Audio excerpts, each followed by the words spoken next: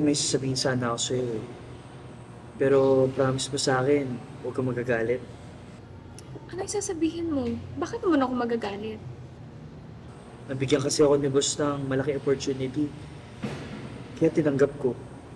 That's a good news, baby. Pero bakit parang malungkot ka?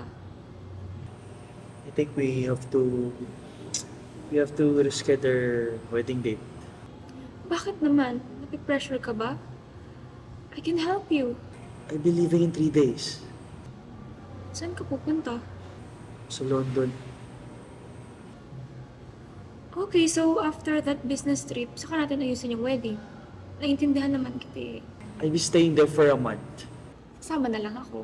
Baby, business trip yun. Hindi ako pwede ma-distract doon, okay? Sorry.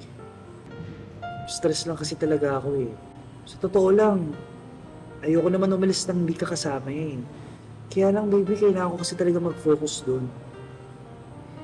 Okay, I understand. Ayoko naman masira yung pangarap mo dahil pinigilan kita.